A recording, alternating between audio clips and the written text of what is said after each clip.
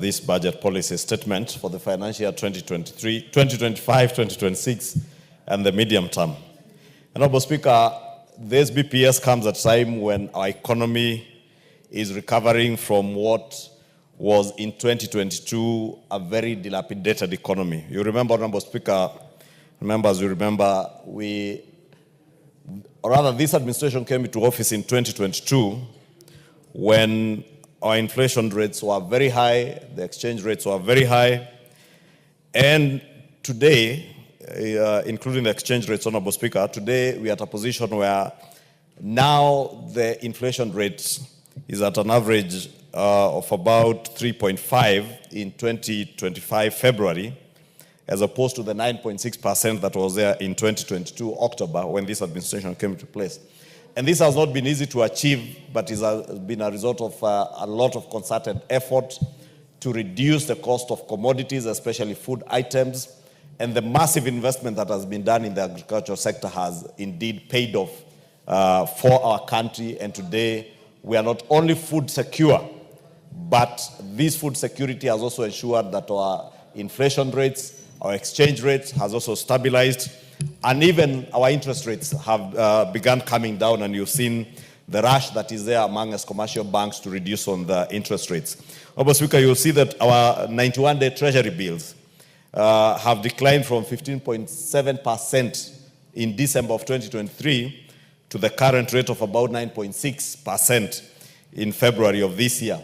Again, our exchange rates, as I mentioned, from a high of 160, 159 about a year ago to an average now of 128 to 130 shillings. And if you look at those who buy the dollar, we'll see in the last 1 month, it has almost stabilized about 128 to 129.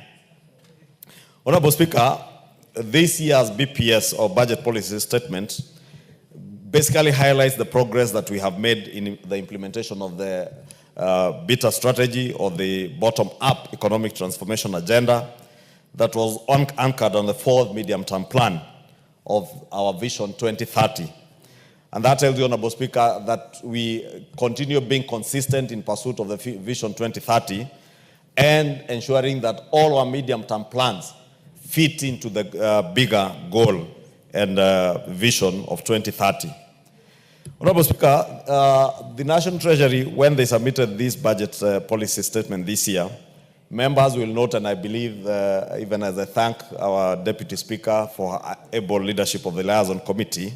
and the entire Liaison Committee that has considered this BPS together with our departmental committees, they will appreciate that this BPS has been prepared in the backdrop of an economy that is rising, an economy that is recovering steadily and stabilizing. And indeed, we can now proudly say that our economy has stabilized. The debt challenge that we had is also being addressed very well, and I'm happy that even this budget policy statement has laid very good or special emphasis on fiscal consolidation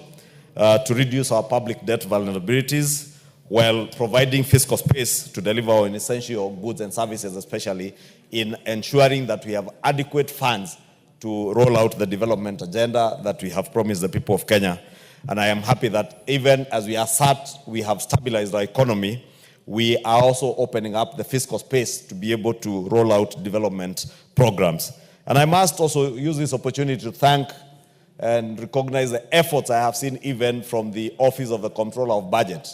Honorable Speaker, recently when we said that there are issues in the Comptroller of Budget's office in terms of accountability, when they do well, we also recognize, and I must recognize the work that I saw her roll out yesterday in terms of establishing a framework on approval processes that will ensure counties and county governments are able to access money, and the approval process is seamless. And it is clear the criteria on which approvals are made from that office, so that governors and county government officers are not extorted by officers in that office, because it is a fact of life that extortion has been going on. But I am glad I saw yesterday that action has been taken following those calls that we made in this House, Honorable Speaker. And also in ensuring that there's a criteria set in terms of approval, even for development work, so that we do not spend all our money on recurrent expenditure both in the county level of government and also in the national government, Honorable Speaker. And I'm sure even towards the end of this week, without anticipating debate, even as we work on the Division of Revenue Bill that will be coming for first reading, hopefully before we commence on the short recess, these are some of the issues even our county governments will look into. Honorable Speaker, as I said, the efforts to bring down our public debt are quite evident, and people will bear me witness that our public debt is on a downward path that is consistent with our debt anchor as passed by this House and our colleagues in the Senate. I've said this, Honorable Speaker, that this BPS is anchored on those two issues of fiscal consolidation and proper management of our debt vulnerability. And Honorable Speaker, on tax measures, Honorable Speaker, part of that fiscal consolidation efforts, as we reduce our public expenditure, Honorable Speaker, we also look at boosting our revenues. And I'm happy that this budget policy statement speaks to measures towards enhancing our revenues. And I'm happy that this has been brought to us as a combination of tax administrative matters, not just increment of taxes, tax policy reforms that include strengthening our tax administration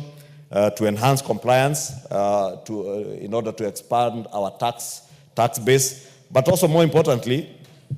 to reduce our tax expenditures, Honorable Speaker. And in reduction of tax expenditures, Honorable Speaker, members will remember even last year's finance bill had very good measures on reducing tax expenditure. Very good measures. Because tax expenditure, Honorable Speaker, at the end of the day benefits more of business people than the consumer. And especially in the area of value-added taxation. Because that is the area that you are most vulnerable in terms of high tax expenditures. Because you find so many exemptions on VAT and other taxes that ought to benefit consumers but end up only benefiting the traders and business community. And Honorable Speaker, I am glad that the National Treasury has seen the need to ensure that we minimize on tax expenditures while also leveraging on technology. And I must speak to this, Honorable Speaker, because we have been told over the years we will leverage on technology to enhance revenue mobilization and revenue collection, but we never see it coming.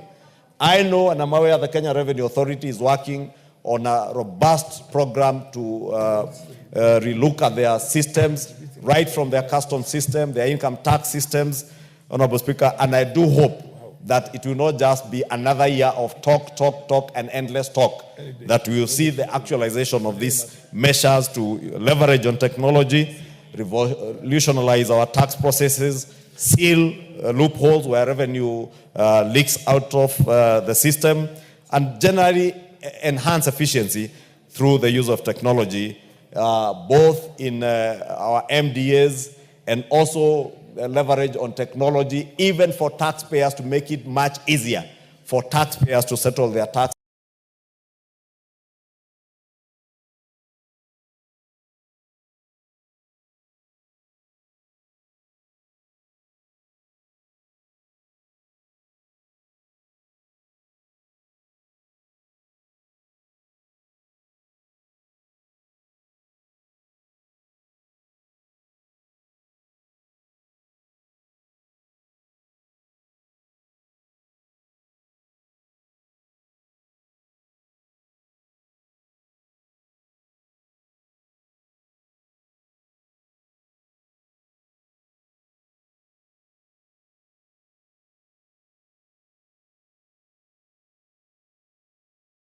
Bills and their tax arrears, and also be able to communicate more effectively with the revenue officers and the revenue systems at KRA. And Honorable Speaker, I say that because there are also measures, and I spoke to it last week,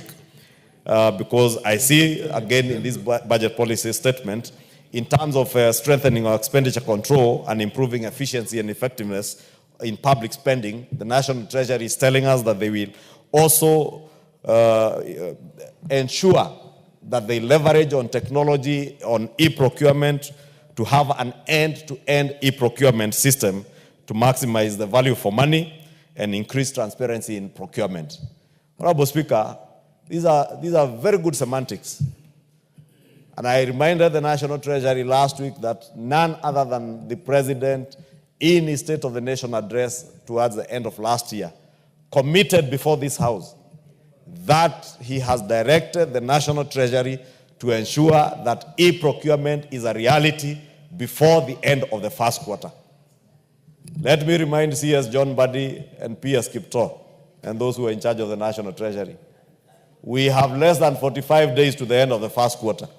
By the time they bring the annual estimates, we want a report on the actualization of that directive by the President on e-procurement, because we cannot talk about efficient procurement, efficient use of public resources in terms of public expenditure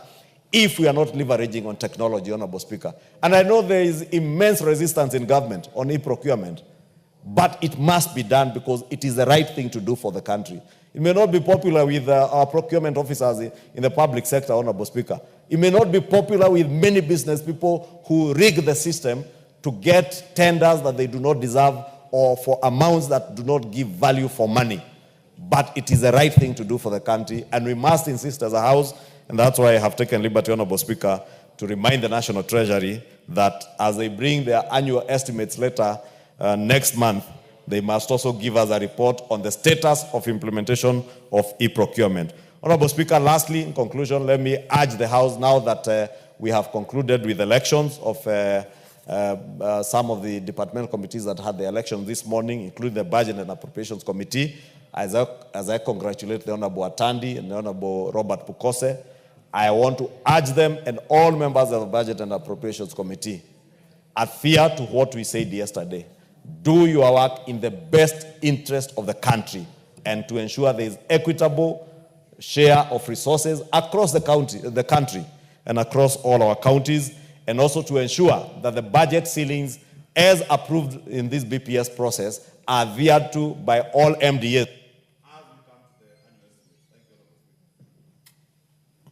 The Honorable Parejo Agnes, followed by the Honorable Obara Eve. Thank you, Mr. Speaker, for giving me this opportunity to support the liaison report on the budget policy statement. I support this statement with the hope that it will address issues that are affecting our